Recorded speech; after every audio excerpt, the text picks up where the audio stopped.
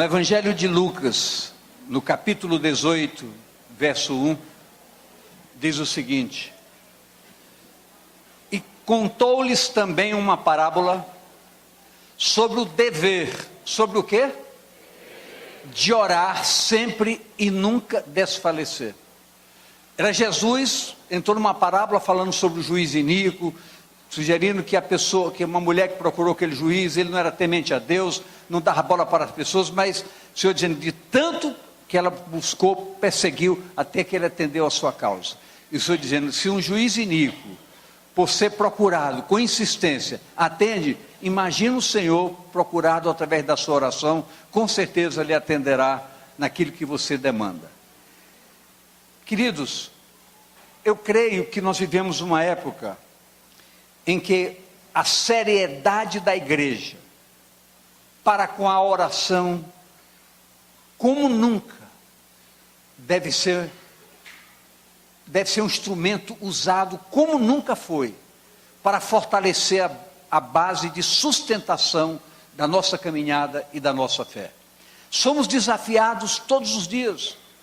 Cada dia que passa se ouve mais coisas, se ouve mais denúncias, se ouve mais corrupção, tantas coisas terríveis, e nós temos que entender que há um foco registrado na palavra de Deus que qualifica, que Deus fará a diferença entre quem o serve e quem não o serve. Então, para que eu possa ser enquadrado nesse padrão referencial de quem serve a Deus, a minha vida precisa ser uma referência de oração, de consagração, de dignidade, de integridade, de tudo. Eu preciso ter esse tipo de vida. E você? Claro que você também. Então, nós temos que ser essa referência, e Deus procura essas pessoas para que através delas, através das nossas vidas, Deus possa registrar a sua palavra que diz, que no final dos tempos, Deus se manifestaria de tal maneira que veriam categoricamente a diferença entre quem o serve e quem não o serve. Então nós somos chamados a esse tipo de comportamento.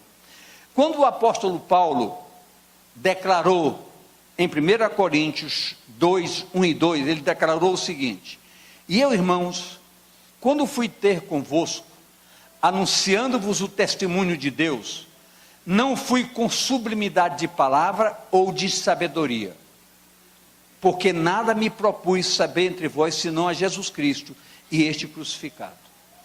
Ele sabia que a sua pregação precisava sair dos limites humanos para algo muito mais profundo, que demandaria uma ação operadora do Espírito Santo, objetivando desenvolver em cada crente um entendimento que permitisse alicerçar a sustentação da fé e do compromisso com Deus e com a sua graça. Então o apóstolo Paulo, ele percebeu categoricamente que a igreja precisava ir além dos limites naturais. Ele expunha experiências pessoais, o encontro que ele teve com o Senhor Jesus, ele tinha todos os alicerces básicos para ensinar a igreja a crescer. Mas ele sentia que precisava de algo muito mais profundo. Queridos, essa é a grande verdade. Igreja, em qualquer lugar que você vai, você encontra aos montes. Casa de oração, você encontra aos montes. O grande segredo é encontrar um lugar em que os homens e as mulheres tenham um compromisso real com o Senhor e com a sua palavra. É preciso que nós entendamos que nós estamos aqui porque nós somos homens e mulheres de Deus. Eu posso ouvir amém mesmo? Então diga à pessoa ao seu lado, você é um homem, se for um homem, você é um homem de Deus, você é uma mulher de Deus, viva como tal, expresse o seu relacionamento como tal. Então nós somos chamados, nesse tempo chamado do fim, nós somos chamados, convocados, vocacionados a termos atitudes de quem efetivamente tem compromisso com Deus. Então, obviamente, que isso chama a igreja a um despertamento sério, que nos permite entender como Deus quer que saiamos da esfera religiosa para uma vida privilegiada, como predestinados para a salvação. Por que é que nós falamos predestinados para a salvação? Queridos, uma das coisas que nós não discutimos é sobre a soberania de Deus. Deus é soberano sobre todas as coisas. Então a Bíblia diz em Efésios 1:3 que nós somos abençoados com toda sorte de bênçãos espirituais em Cristo Jesus. Então eu posso dizer, a Bíblia assegura que eu sou abençoado. Então eu quero que você entenda que diante da palavra, você como homem de Deus, como mulher de Deus, você é uma pessoa abençoada. Então diga, eu sou abençoado. Mas a Bíblia diz que você foi abençoado e paralelamente, você foi predestinado para ser santo. Efésios 1:4. Você foi predestinado para ser santo e foi convocado a fazer parte, por adoção, da condição de ser filho de Deus. Então nós temos prerrogativas extraordinárias que nos separam de tudo. O problema chama-se tomar posse do que nós somos. Então, por exemplo, como um santo de Deus, eu vou dizer isso talvez hoje, se eu contar direitinho, hoje é 1137, que eu vou dizer, há coisas que como um homem de Deus, como um santo homem de Deus, eu não posso fazer. Eu não posso fazer, não cabe na minha vida.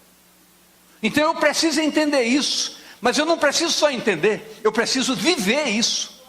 Eu preciso colocar em prática, ativamente, que essa verdade é uma verdade que faz parte da minha vida, que ingressa na minha vida como um instrumento de poder, objetivo e diretivo, para que eu possa glorificar a Deus em todo o meu caminhar. Isso é um projeto divino, e eu tenho que me adequar ao projeto divino. Eu preciso fazer isso. É o Senhor dizendo para nós ouvirmos. Grave bem esse verso que está no Salmo 81:13. 81:13. Ah, se o meu povo tivesse ouvido, se Israel andasse nos meus caminhos. Os 3 versos seguintes ia dizer: mel se derramaria sobre a sua vida, minaria mel da rocha para se descedentá-lo. O verso seguinte, o verso 14 diz: eu destruiria os seus inimigos. Isso seria para sempre. Então nós temos uma palavra que diz: ah, se o meu povo me ouvisse. Queridos, grave isso hoje à noite. É o Senhor dizendo: se você me ouvisse, meu filho, sua história seria totalmente outra. Eu destruiria os seus inimigos, os seus problemas eu resolveria. Aquela resposta que você está aguardando, eu lhe daria de imediato, quem sabe nessa semana. Se o meu povo me ouvisse, comeria do melhor desta terra. Então nós temos um Deus que diz: eu dou tudo para vocês. O que vocês precisam mais?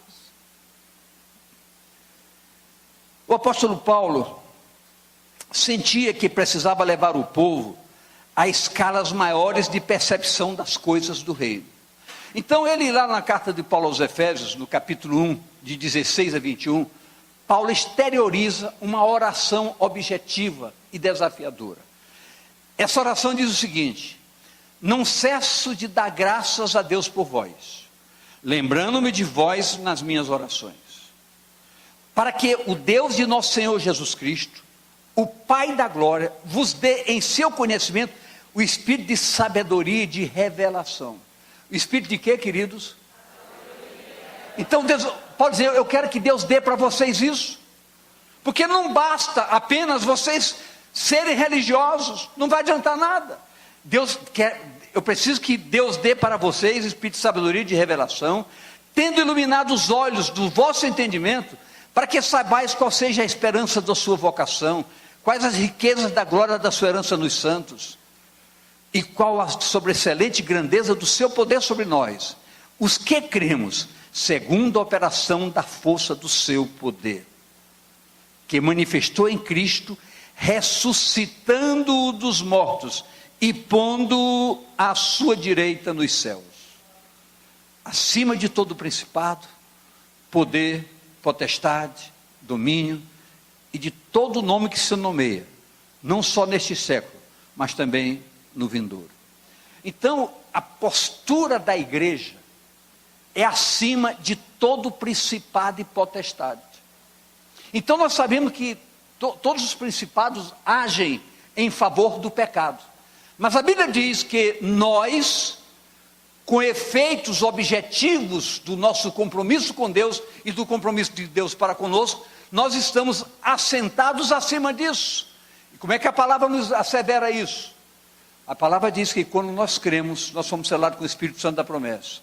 E Ele, pelo nosso crer, nos fez assentar juntamente com Cristo nas regiões celestiais em Cristo Jesus.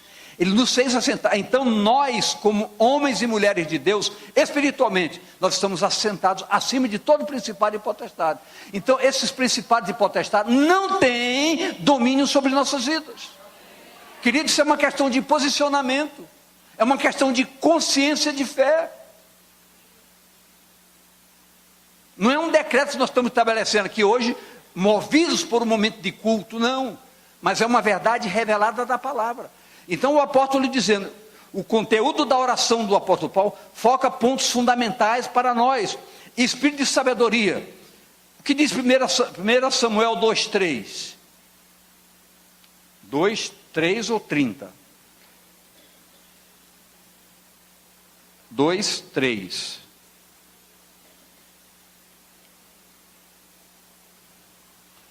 Dois, três.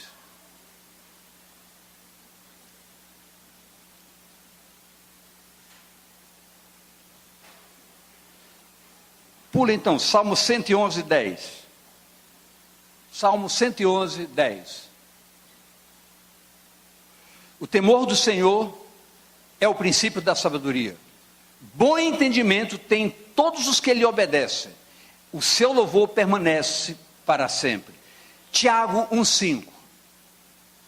Tiago 1,5.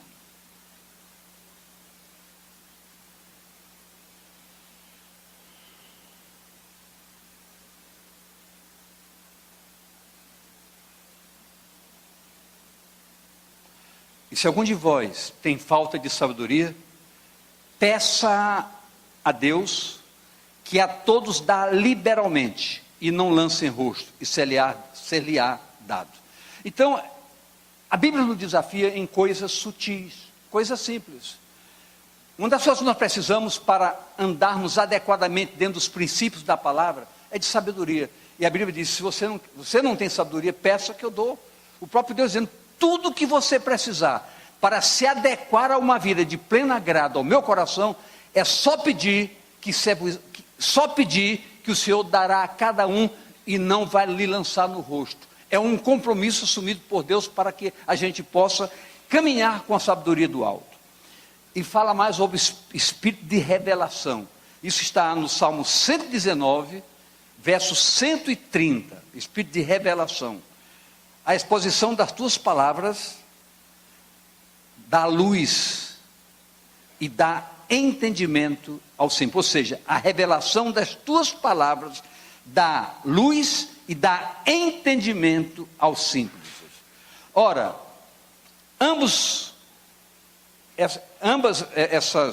esses pontos de espírito de sabedoria e espírito de revelação, com vistas ao pleno conhecimento do Senhor, conhecimento a que nós somos desafiados, levando em conta que o Senhor quer que tal aconteça, ainda que o povo não se determine. Uma das coisas que a palavra mexe conosco e traz um desafio muito forte para a gente, é que Deus se manifesta com tanta lisura, com tanta facilidade, com tanto querer, e nós temos uma resistência, quase que uma resistência soberba. Eu posso dizer que é uma resistência soberba mesmo. Veja o que diz Oséias 6, 3-6. Preste bem atenção para a gente ver como é difícil a luta da verdade contra a mentira. Conheçamos e prossigamos em conhecer o Senhor. Como a alva será a sua saída, e ele a nós virá como a chuva seródia que rega a terra. Que farei, ó Efraim? Que te farei, ó Judá? Porque a vossa beneficência é como a nuvem da manhã, e como o orvalho da madrugada que cedo passa. Por isso, os abati pelos profetas, pelas palavras da minha boca, os matei, e os teus juízos sairão como a luz.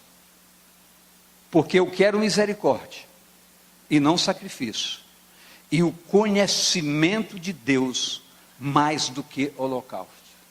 Então, como se vê, como as coisas são duras e difíceis da gente poder perceber como, tendo um Deus com tanto amor, com tanta determinação, com tanta disposição em fazer o melhor por nós, e quase sempre a gente fecha a porta. A gente fecha a porta. Eu me impressiono quando estudando a história de Israel. Queridos, se Deus fizesse em nossos dias um pouquinho do que fez para Israel naquele tempo, nós não tínhamos nem que olhar para trás. É ir em frente. Mas Israel recebia tudo. Deus dava as costas, todo mundo se desviava. Todo mundo se desviava. É inadmissível. Agora a gente pergunta, mas isso era Israel? Não, querido. A nossa história tem muito a ver com a mesma coisa. Nós sabemos que o pecado é uma desgraça. E muitas pessoas vivem presas no pecado. Tem um verso que eu não vou usar agora, mas vou usar numa próxima ministração. É sobre o que diz Jeremias 17:1. O pecado é como uma ponta de ferro que marca, que registra, que deixa gravado, grifado. Se esconde pelos portais de nossas vidas. E muitos altares ainda estão levantados com a ação pecaminosa em nossas vidas. Se nós soubermos disso, é como disse o verso que eu li há pouco, do Salmo 81, verso 13. Ah, se Israel, se o meu povo me ouvisse. Ah, se Israel me ouvisse. Então, queridos, o Senhor disse, eu não quero sacrifício, eu quero misericórdia.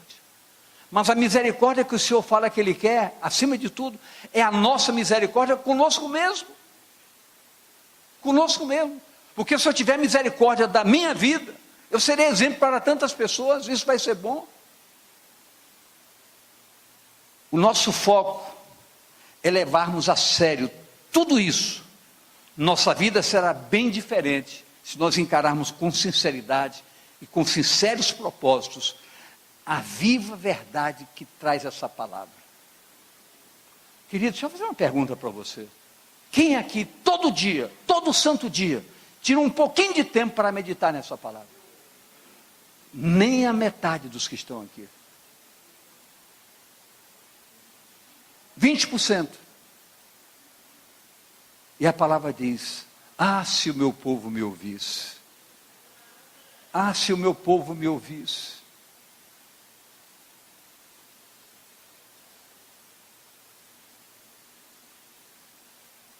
Eu falei há poucos instantes atrás em campanhas. A gente não é ávido por fazer campanhas, mas eu estou entendendo que é necessário. É necessário. A gente entrar, cada um em particular, entrar numa campanha muito séria. Por exemplo, você tem 7 dias na semana. Nesses 7 dias você toma café, você almoça, você janta, você lancha. Quem sabe você pegar uma manhã de um desses dias de cada semana. Dizer, essa manhã eu não vou tomar café, eu vou consagrar essa manhã ao Senhor. Buscar a minha resposta. Queridos, isso vai ser de um valor. Preste atenção, eu não estou pedindo para você deixar de se alimentar. Porque isso é tolice. Você tem que ter um propósito. Sem um propósito, é sacrifício de tolo. É com um propósito. Uma vez na semana, eu vou tirar amanhã para dizer, essa manhã, eu estou consagrando ao meu Senhor para receber a minha resposta. Eu posso ouvir amém, querido? Amém. Quem acha que pode fazer isso? Que bom que você faça. Eu tenho certeza, sua vida não será a mesma.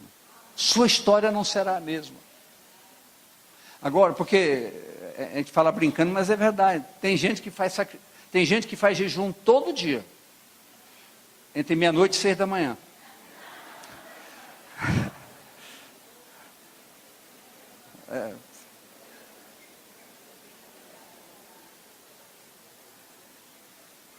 Esse conhecimento nos leva a sermos iluminados, para sabermos qual a esperança do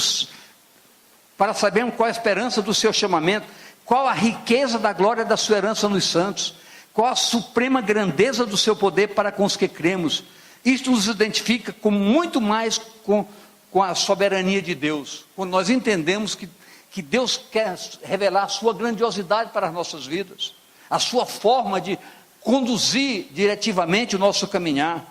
A própria palavra se encarrega de nos mostrar essa soberania, nos levando a entender qual o poder que Ele exerce em Cristo, ressuscitando dentre os mortos, colocando-o acima de tudo. E quando nós, igreja, começarmos a exercitar a busca da maior intimidade com o Senhor, nosso Deus, a oração, a palavra, passarão a fazer parte mais ativa em nossos dias e em nossas vidas.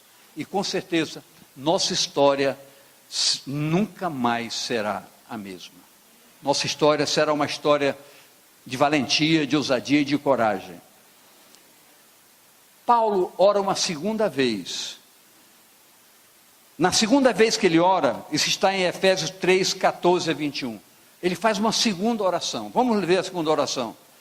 Por causa disso, me ponho de joelhos perante o Pai de nosso Senhor Jesus Cristo, do qual toda a família nos céus e na terra toma o nome, para que, segundo as riquezas da sua glória, vos conceda que sejais corroborado com poder pelo Espírito no homem interior, para que Cristo habite pela fé no vosso coração, a fim de estando arraigados e fundados em amor, poder de perfeitamente compreender com todos os santos qual seja a largura e o comprimento e a altura e a profundidade, e conhecer o amor de Cristo, que excede a todo entendimento, para que sejais cheios de toda a plenitude de Deus.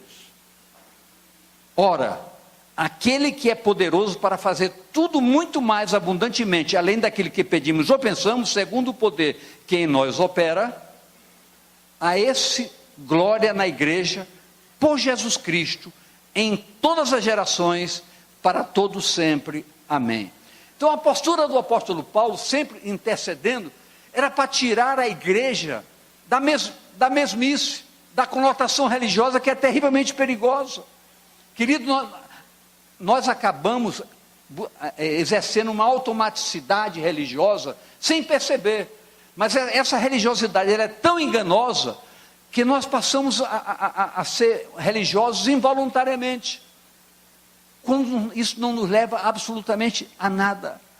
O nosso compromisso que Deus quer que nós tenhamos é um compromisso de fundamento de verdade, é um compromisso de sinceridade, é um compromisso de santidade, é um compromisso real e verdadeiro com a palavra, é um compromisso com a oração, é um compromisso com o testemunho de vida. Nós somos chamados como nunca para um testemunho de vida que glorifique a Deus cada vez mais intensamente. Então, quando Paulo estabelece palavra de oração para a igreja, onde ele escreveu uma carta, uma epístola, ensinando o povo, ele diz: eu preciso ensinar, mas eu preciso orar para que o Espírito de Deus haja na mente de vocês, no coração de vocês, na vida de vocês. Então, queridos, o que nós queremos deixar nesta noite é um desafio para que nós nos tornemos uma igreja diferente, uma igreja comprometida com um testemunho de vida que glorifique a Deus por onde quer que nós andemos. Não importa quem você seja, aonde você está, aonde você trabalha, não importa se for num gabinete, que no seu gabinete você seja um homem de Deus, uma mulher de Deus. Se for vendendo peixe, que você seja um peixeiro de Deus, uma mulher de Deus. Se for no comércio, que você seja um comerciante de Deus, homem de Deus, mulher de Deus. Aonde quer que você esteja, a sua postura lhe dê uma identidade. O que eu falei, queridos? Então diga: eu preciso ter uma identidade. A minha identidade precisa glorificar a Deus. Deus precisa usar a minha identidade para que o seu nome seja glorificado através dessa identidade. Então o que eu quero dizer para você nesta noite, dissemos há pouco sobre a soberania de Deus, falamos sobre a soberania de Deus. Eu quero dizer que essa soberania de Deus é tão real, que essa semana, a sua vida pode mudar radicalmente. Deus pode lhe surpreender com coisas tão grandiosas, que você vai se surpreender. Talvez aquela porta que está fechada há não sei quanto tempo, vai abrir essa semana. É questão de nós entendermos que Deus quer fazer sinais, maravilhas no nosso meio. É preciso entender isso. É preciso entender isso. Deus, acabamos de ler na oração de Paulo, pode fazer muito mais do que nós possamos pensar ou imaginar, segundo o seu bom propósito. Então eu creio, queridos, que essa semana será uma semana desafiadora para todos nós, mas uma semana de respostas objetivas de Deus para a sua vida. E eu quero profetizar, Deus há de fazer maravilhas na sua vida nesta semana. Deus há de responder suas expectativas. Deus há de mudar a sua história como nunca. Entre numa campanha de verdade, com seriedade, com propósito. Você não precisa de ninguém, você precisa de propósitos. Talvez você sozinho, com um propósito diante de Deus, a multidão da graça de Deus cobrirá a sua vida. Você precisa de propósitos. Diga: eu preciso de propósitos. E você sabe que Deus contempla propósitos. Amém, queridos? Fique de pé, por favor.